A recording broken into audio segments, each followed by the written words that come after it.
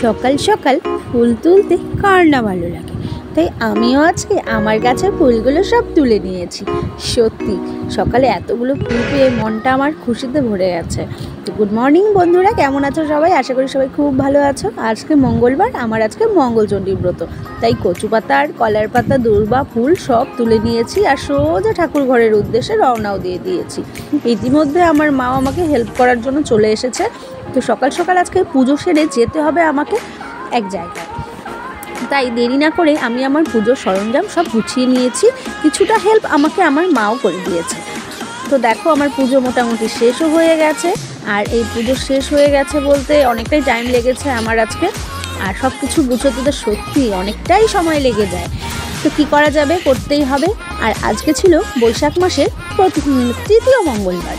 প্রথম মঙ্গলবার তো হয়ে গেছে, দ্বিতীয় হয়ে গেছে, এটা তৃতীয়। তো এর মধ্যে আমি পুজো সেরে এসে দেখি আমার মা রুটি বানাচ্ছে আর সাথে বসিয়ে দিয়েছে একটা সবজি। তো আমি রুটি আর সবজি খেয়ে পুরো একদম গাড়িও রেডি ছিল, বেরিয়ে পড়লাম আমি, আমার বর আর আমার ছেলে। তো আসলে আজকে আর কেউ যাচ্ছে না সাথে, আমরা তিনজনেই যাচ্ছি। আসলে যেতে হবে আজকে আমার মেয়ের কাছে। তো আমি একটা পান মুখে দিয়ে নিয়েছি, কারণ পান তো আমি সবসময় খাই, পান না খেলে আমার ভালো লাগে না। আর বাড়ি থেকে বেরোনোর সময় তো পান খেতেই হবে। আর দেখো আমরা রওনাও দিয়ে দিয়েছি, কিছুক্ষণের মধ্যে পৌঁছেও যাব হয়তো। আসলে আজকে আমার মেয়ের ছুটি, অর্থাৎ হোস্টেল থেকে আমার মেয়ে আসবে বাড়িতে 2 মাসের জন্য। এসে দেখি মেয়ের সব গোছানো শেষ। শুধু আমার মেয়ে বলে কথা নেই, যারা যারা ছিল এখানে মেয়ের বান্ধবীরা প্রত্যেকেরই তাই। আর এতগুলো করে ওদের ব্যাগ ট্যাগ হয়েছে, মানে কি বলবো। তো ট্রাঙ্কটা ছিল প্রচণ্ড ভারী, তাই আমি আর আমার মেয়ে দুজনে মিলে এটা আগে বাইরে বের করব, তারপর ওর বাবা এটা নিয়ে যাবে। কারণ যেহেতু ওর বাবা ছেলে মানুষ, তাই ঘরে ঢুকতে পারবে না। এটা লেডিস হোস্টেল, লেডিস হোস্টেলে কেবলমাত্র মায়েরাই ঢুকতে পারে। আর হ্যাঁ, আমার ছেলে যেহেতু ছোট, তাই সে ঢুকতে পারে। তো বাইরে দাঁড়িয়ে আছে ওর বাবা, আর আমি সোজা এসে ওর হাতে হ্যান্ডওভার করে দিয়েছি। তো মেয়ে আর মেয়ের বাবা দুজন মিলে এটা নিয়ে গেল। আর এখন ছিল ব্যাগপত্র, আর এই ব্যাগপত্রগুলো আমি নিয়ে যাব, কারণ এগুলো তেমন একটা ভারী নয়।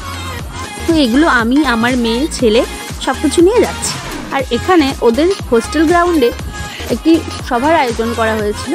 আজকে সব প্যারেন্টসদের নিয়ে একটি মিটিং করা হবে। তো এখানেই আমি বসেছিলাম। মিটিংটা খুবই তাড়াতাড়ি শেষ হয়ে গেছে, আর বাইরে এসে তাড়াতাড়ি আমি প্রচণ্ড গরম থেকে বাঁচার জন্য আইসক্রিম নিয়ে খাওয়া শুরু করে দিয়েছি। সাথে আমার মেয়ে চকোবার খাচ্ছিল।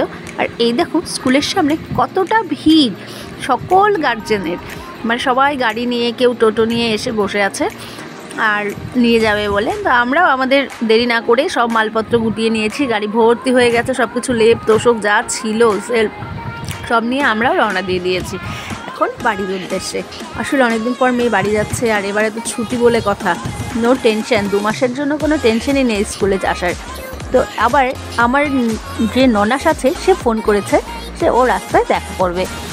তো ঠিক আছে, এর জন্য ওকে আমরা খুঁজছিলাম রাস্তায়, ও কোথায় দাঁড়িয়ে আছে। তাই একটু গাড়িটা একটু স্লোতে চালাতে চালাতে হঠাৎ দেখা পেয়ে গেছি। তো এই হলো আমার দিদি। তো দিদি আবার বাড়ি থেকে আম পান্না বানিয়ে এনেছে আমার ছেলের জন্য, যে আমরা রোদে কষ্ট করছি এই কারণে। তো ওদিকে আবার আমার বর আবার কিনে নিয়েছে ফ্রুটি। আর এই হলো আমাদের জামাইবাবু। ও জানি দূর থেকে দেখলাম গাড়িতে কি করছে, তো সামনে এসে দেখছি যে বাড়ি থেকে কাঁঠাল এনেছে, কাঁঠাল, ভেন্ডি, কলা, অনেক কিছু এনেছিল। তো ওগুলোই গাড়িতে গোছাচ্ছিল।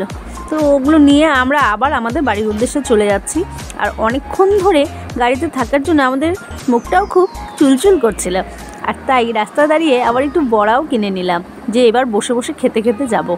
তাই বড়া কিনে দেরি না করে সেই বড়া খেতে খেতেই এখন আমরা বাড়ির দিকে রওনা দিয়ে দিয়েছি। এখন অনেকটা বিকেলও হয়ে গেছে। তো দেখতে দেখতে অনেকটা চলেও এসেছে আমাদের বাড়ির কাছাকাছি। আসলে অনেকটা দূর রাস্তা ঠিকই, তবে আবার খুব একটা যে দূর সেটাও না, মানে ঘন্টাখানেক লাগে আমাদের বাড়ি আসতে। তবে রাস্তায় আমরা আজকে অনেকটা লেট করলাম, এখানে ওখানে দাঁড়ালাম, তাই একটু দেরি হয়ে গেছে। আর তাছাড়া একটু কাজও ছিল। তো দেখতে দেখতে আমরা ঠিক আমাদের বাড়ির রাস্তায় চলে এসেছি। আর দেখো কি ধুলো আমাদের রাস্তাটায়, এত ধুলো যে বাড়ি থেকে বেরোতেই ইচ্ছে করে না। কিন্তু কিছু করার নেই, বাড়ি যেহেতু এখানে বেরোতে হবেই রাস্তায়, আর বাইরে তো যেতেই হবে। তো পৌঁছেও গেছি। আর পৌঁছে এসেই দেখো আমার ছেলে মেয়ে শুরু করে দিয়েছে, আমাদের খরগোশ, ওর নাম কুচি, ওকে নিয়ে খেলাধুলা। তো ওরা এখন খেলুক, আর আমি এগুলো গোছগাছ করি। তো বাই বাই।